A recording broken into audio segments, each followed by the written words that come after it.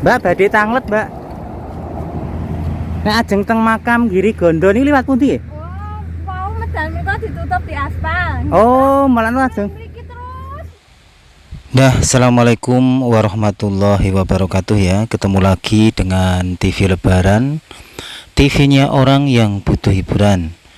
Nah, kali ini seperti biasanya kita akan melaksanakan salah satu ekspedisi hiburan dari TV Lebaran, yaitu ekspedisi alam. Ekspedisi ini biasanya kita lakukan di alam terbuka atau alam bebas dengan cara mengunjungi tempat-tempat yang menarik atau tempat-tempat yang bikin terkesan bagi TV Lebaran. Dan kali ini kita akan mengunjungi sebuah tempat di mana tempat itu adalah sebuah nasihat yang diam saja. Tempat itu tak lain adalah sebuah pemakaman atau kuburan.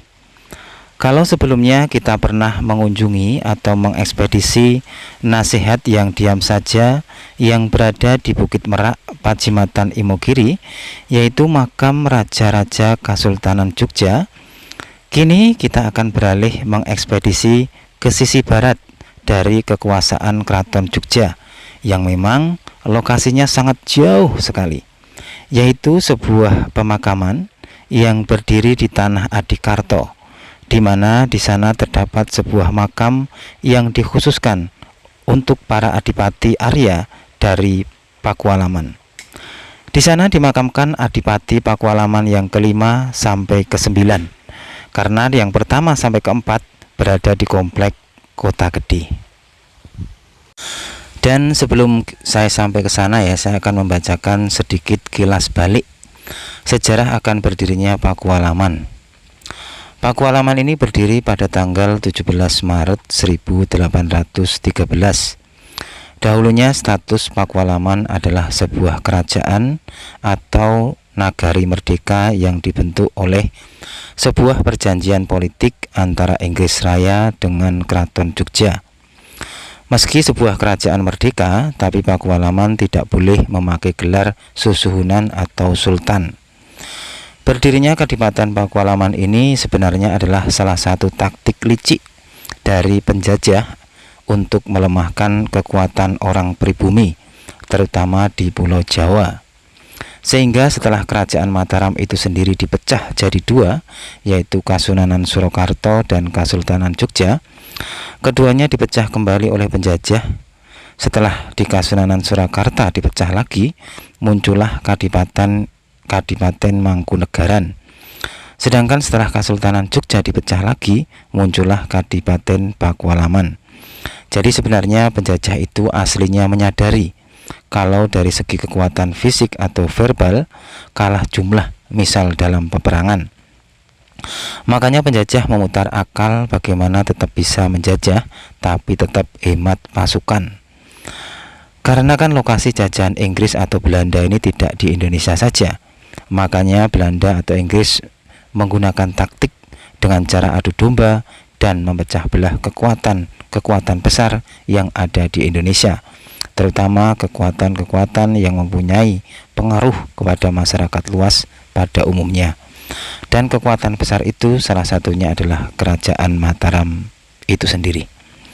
Nah, ini teman-teman, saya sudah berada di Tanah Adikarto ya, atau yang sekarang itu adalah Kabupaten Kulon Progo. Nah, inilah teman-teman ya, hamparan luas Tanah Adikarto, tanah pelungguan yang diberikan kepada Pakualaman oleh Inggris atas jasanya membantu Britania Raya atau Inggris dalam peperangan Sepoy pada tahun 1812. Dan dalam peperangan itu memang dimenangkan oleh pihak Inggris atau Britania Raya, dibuktikan dengan runtuhnya pojok beteng Lor Wetan Keraton Yogyakarta. Nah, inilah teman-teman, yang saya tunjuk-tunjuk itu kemungkinan besar adalah lokasi dari pemakaman Giri Gondo, yaitu nasihat yang diam saja. Dan kali ini kita akan menuju langsung ke sana. Dan di sana terdapat makam dari Pakualam ke-5 sampai ke-9. Karena Pakualam yang pertama atau pendiri Pakualaman itu sendiri dimakamkan di komplek Kota Gede. Semoga aja nanti suatu saat kita bisa mengekspedisi juga di sana ya. Nah ini teman-teman, saya akan mencoba ke sana ya. Kira-kira apakah ada perbedaan besar antara makam raja-raja Mataram yang ada di Imogiri dengan makam dari Adipati Pakualaman yang ada di Girigondo, tepatnya di tanah Adikarto yang sekarang disebut sebagai Kabupaten Kulon Progo. Nah ini teman-teman, saya juga masih bingung ini mencari jalannya, karena saya kalau ikuti map ya atau petunjuk dari Google itu lewatnya di sana, tapi kok jalannya agak rusak gitu ya. Nek ajeng teng makam Girigondo ini liwat pundi ya? Mau medal mereka ditutup di aspal. Oh, malah ajeng. Mriki terus mawon. Saged. Nggih. Mriki terus pundi nggih? Mengko dugi ler rel sepur. Nggih. Enten rel sepur mengki ngaler jenengan. Niki. Oh, Nah niku enten balai desa to. Niku ngaler terus mengke nganu dugi rel sepur. Nggih. Terus numpat ngaler mengke niku balong terus jenengan ngaler. tesih tebih, Bu. Nggih, sak ampara mengke dugi nggen Nek. rel sepur. Bangunane sik ketok mboten ngadiriki, Bu. Boten mangken boten ketingan. Oh. Iki nek mengke pun dugi ler sepur mengke jenengan nganu. Sa- Napa ke- tanglet mengke celah. Oh, gitu Pak, niki lurus pengke enten bale. Balik desa niki jenengan kan ngetotke niki mawon apa dalane niki mengke niku enten tenggokan tenggok nganan. Nah niku ngetotke niku mawon mengke terus lurus. Oh. Rel sepur. Oh, nggih Mat. Liwat mriku mungkin nggih dugi ler sepur ning mungkin jenengan bangsul ngetan. Oh. Mungkin kantun mlumpat terus ngaler lah. Mano kula ngetutke map niku ya dalane. Oh, masane jenengan wau liwat mriku kan wau nganu napa di aspal. Oh. Ditutup. Oh. Jalan sakit langsung ning niki pas pengerjaan jalan. Oh, ngeten niki. Tutup nggih sedanten wau nggih. Medal mriku sedanten. Oh, nggih. Ditutup ning wau. Matur nuwun, Bu nggih.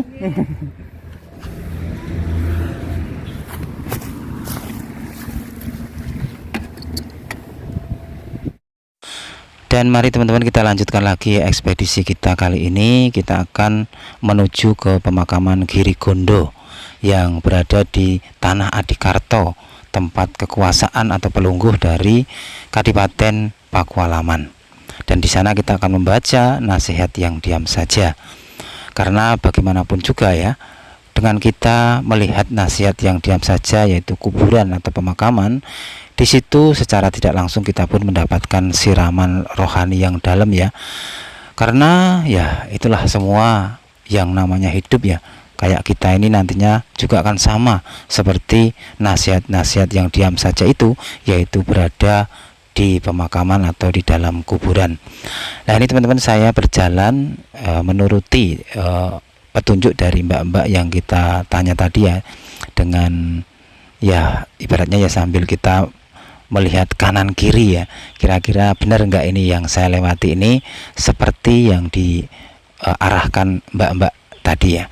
Nah ini teman-teman, saya berjalan menyusuri kampung-kampung yang saya lihat memang kampung-kampung di sini masih ranum ya, masih hijau, masih alami. Semoga tidak tertabrak dengan apa namanya pembangunan-pembangunan yang merajalela ya, sehingga nanti di zaman mendatang itu kita sulit menemukan tempat-tempat yang sejuk atau tempat-tempat yang ranum seperti ini ya.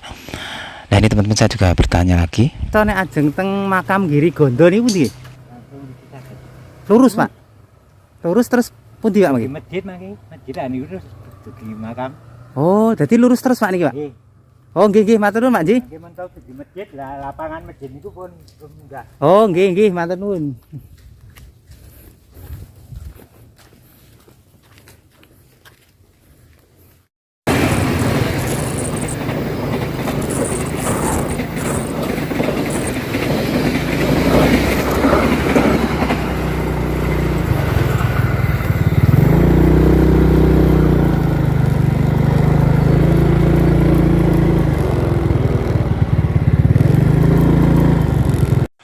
Nah ini teman-teman, saya baru saja melewati sebuah rel kereta api ya. Di sini itu tidak ada palangnya, jadi sangat-sangat berbahaya sekali.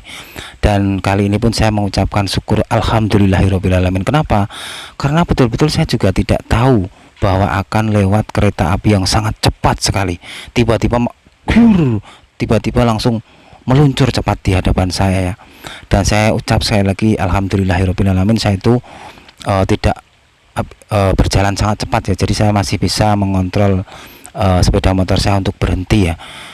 Dan saya betul-betul kaget ya, tiba-tiba mak pure gitu ya, atau mak cus gitu ya, lewat kereta api yang sangat cepat ya.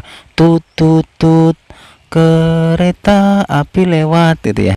Nah ini teman-teman, saya di perjalanan ini saya melihat sebuah kayak apa ya, kayak batu atau bebatuan yang menurut TV Lebaran sangat aneh ya, atau perlu saya harus turun ini ya untuk mengekspedisi atau melihatnya. Dan kalau saya lihat dari strukturnya, dari analisa waktunya, ini kayaknya bentukan atau sisa-sisa dari bangunan masa lalu teman-teman ya. Kira-kira ini apa? Dan kemungkinan besar juga bangunan seperti ini kok ada di lokasi ini. Saya mengira pasti bahwa komplek pemakaman Girigondo ini sudah dekat, karena kalau dilihat dari strukturnya, bentuk dari sisa bangunan itu adalah bangunan yang barat, mencerminkan sisa bangunan yang mewah ya, atau mungkin milik keluarga yang kaya raya atau terpandang. Dan perlu pemirsa TV Lebaran ketahui juga bahwa pemakaman Girigondo ini adalah pemakaman keluarga. Dan ya kita tahulah namanya kalau keluarga istana atau keluarga kerajaan ya termasuk keluarga yang kaya raya atau keluarga yang terpandang. Nah kemungkinan besar potongan bangunan tadi atau sisa bangunan tadi itu adalah ada kaitannya dengan bangunan-bangunan yang ada di Girigondo, atau mungkin sejaman ya, seandainya itu pun bukan milik dari keluarga Pakualaman ya. Kalau saya ini menurut TV Lebaran ya, atau ibaratnya menurut pengamatan TV Lebaran. Jika salah ya jangan terus nanti disalahkan gitu ya. Nah ini teman-teman, saya kayaknya sudah mau sampai di pemakaman Girigondo, pemakaman dari keluarga Kadipaten Pakualaman. Dan perlu pemirsa TV Lebaran ketahui ya bahwa Keraton Jogja dan Pakualaman ini sebenarnya memang adalah satu keluarga, karena Pakualaman satu ini adalah anak dari selir istri dari Pangeran Mangkubumi atau Sri Sultan Hamengkubuwono yang pertama, atau juga pendiri Yogyakarta ini. Nah ini teman-teman, kayaknya saya memang sudah sampai ini di lokasi tujuan kita yang sejak tadi kita cari-cari ya, yaitu pemakaman Girigondo. Dan saya juga baru sekali ini atau pertama kali datang ke sini. Jadi ya tentu saja ini adalah pemandangan baru yang saya lihat ya. Dan ini teman-teman, di sini juga terdapat sebuah masjid. Ini juga menggambarkan bahwa kerajaan Mataram ini memang bercorak Islam ya. Dan mungkin pemirsa TV Lebaran juga sudah tahu ya bahwa di titik-titik bangunan-bangunan peninggalan kerajaan Mataram ini, itu pasti di situ juga ada jejak atau ada sebuah masjid yang berdiri ya. Kayak mungkin di pemakaman Imogiri, pemakaman di Banyu Sumurup, dan lain sebagainya. Nah ini teman-teman, saya akan berjalan menuju ke lokasi inti yang akan kita kunjungi, yaitu makam Girigondo. Ini adalah makamnya Wakil Gubernur Yogyakarta, karena kan sejak terbitnya keistimewaan atau undang-undang keistimewaan itu melekat bahwa siapa yang menjadi Pakualaman atau menjadi Pakualam itu otomatis akan menjadi Wakil Gubernur Yogyakarta. Dan juga siapa yang menjadi Sultan di Jogja itu juga otomatis akan menjadi Gubernur Yogyakarta. Nah, jadi tempat ini nanti kedepannya tentu saja adalah pemakaman wakil gubernur Jogja secara otomatis ya. Nah ini teman-teman, di sini terdapat tulisan makam Girigondo, itu membuktikan bahwa saya benar-benar berada di sini, bukan cuma hoa itu ya. Jadi ini benar-benar saya sampai di sini, dan betul-betul lokasi ini sepi teman-teman ya, tidak ada orang sama sekali. Ini kayaknya yang naik ke sini nih saya nih, cuma saya nih, karena kan kalau dilihat dari atas ke bawah ini tidak ada orang berjalan ya. Dan memang sangat beda sekali dengan situasi yang ada di Pacimataan ya. Kalau di Pacimataan itu sesepinya itu masih ada beberapa peziarah kalau saya lihat ya. Dan banyak juga terdapat abdi dalam. Kalau di sini saya lihat kok sepi ya. Ya saya sih memaklumi juga ya, karena ini kan lokasinya juga jauh sekali dari pusat kota. Nah ini teman-teman ya, kita lanjut lagi ekspedisi kita kali ini. Sebenarnya saya mau naik ini, tapi kok saya melihat ada komplek pemakaman yang berada di sisi kanan saya ini ya. Saya penasaran akan menuju ke sana. Apakah itu yang disebut sebagai pemakaman Girigondo gitu ya? Karena memang betul-betul saya itu baru pertama kali ya, perdana kali saya datang kemari. Makanya saya juga kaget, kok ada jalan menuju ke atas tapi juga ada jalan menuju ke samping, dan di samping itu juga terdapat kayak sebuah pemakaman mewah. Kira-kira ini pemakaman siapa, dan saya akan berjalan ke sana teman-teman ya. Ini saya langkah demi langkah, detik demi detik untuk menuju ke pemakaman yang berada di sisi kanan saya. Tapi kalau dilihat dari strukturnya, bangunan ini kayaknya bukan makam dari Pakualaman ya. Ini kayaknya juga makam keluarga, tapi keluarga yang tidak ada jalur Trah Pakualaman. Tapi ya tidak tahu juga ini makam siapa ya teman-teman. Kalau dilihat di sini ada makam yang beragama non muslim ya, karena di sini saya melihat sebuah makam yang ada itu namanya apa, ada salibnya teman-teman. Saya kok malah lupa ya. Jadi kemungkinan besar yang dimakamkan di sini adalah orang yang beragama Kristen atau mungkin beragama Katolik ya. Tapi bagaimanapun juga kita pun sebagai umat muslim, kita juga harus mendoakan kepada orang-orang yang non muslim yang telah tiada. Kita doakan aja semoga mereka juga bahagia di alam barunya. Karena kan tujuan kita berkunjung ke pemakaman-pemakaman seperti ini, salah satunya adalah membaca atau ingin mendapatkan nasihat yang diam saja. Jadi ini yang kita kunjungi ini, meskipun yang di depan saya ini adalah makam non muslim dan bukan makam dari Pakualaman, ini pun termasuk juga nasihat yang diam saja. Itu aja ya teman-teman, laporan dari TV Lebaran. Wassalamualaikum warahmatullahi wabarakatuh.